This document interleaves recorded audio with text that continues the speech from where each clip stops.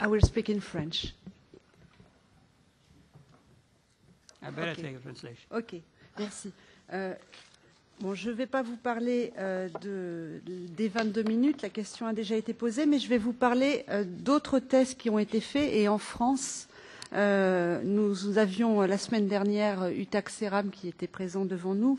Et j'ai regardé les résultats des modèles, et notamment du modèle Fiat 500 qui a été testé selon 3 types de tests que vous connaissez. Donc je rappelle, c'est un modèle de Fiat 500 qui avait 11 700 km et un système de dépollution EGR+. Les NOx mesurés en homologation étaient de 68,2 mg par kilomètre. Le premier test, c'est-à-dire le test en laboratoire, il a été constaté qu'on était arrivé à 246,7 mg par kilomètre. Le test D2, c'est-à-dire celui avec un moteur à chaud, démarrage à chaud, on passe à 528,5 mg par kilomètre. Et sur piste, on arrive à... Non, le test D2, pardonnez-moi. Non, c'est ça, je l'ai bien dit. Et le test D3, on arrive à 1354 mg par kilomètre. Pouvez-vous expliquer cette différence? Est-ce qu'il y a eu un problème avec le système anti-pollution pour avoir de tels écarts entre ce qui a été homologué et les résultats qui ont été menés dans le cadre de la Commission royale?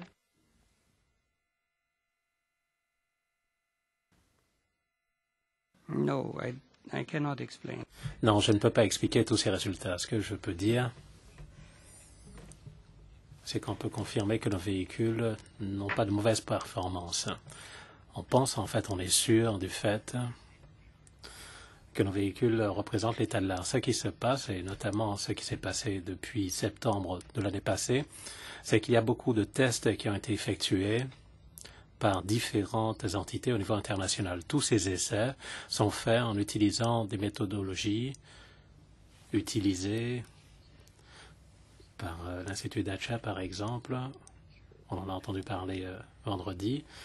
Le modèle choisi, c'était un Grand Cherokee qui affichait des chiffres qui n'avaient absolument rien à voir avec les systèmes que nous fournissons. Ce véhicule avait au compteur 150 000 kilomètres. Alors, désolé si je suis un peu trop technique.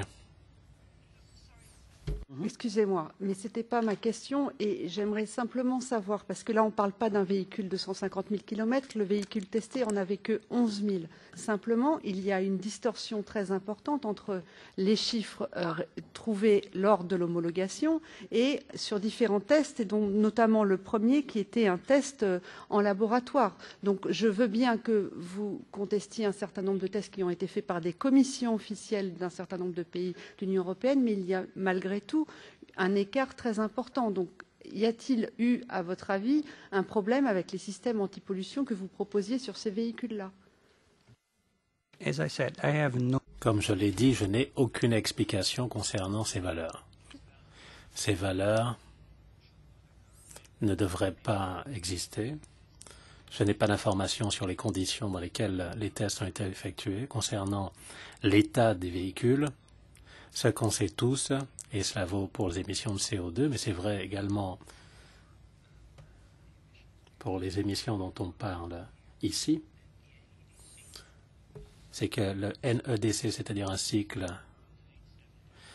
qui a commencé au début des années 70 et qui continue à être appliqué encore aujourd'hui, et les émissions qui sont mesurées dans des conditions de laboratoire prédéfinies ne peuvent pas être garanties dans n'importe quelle condition.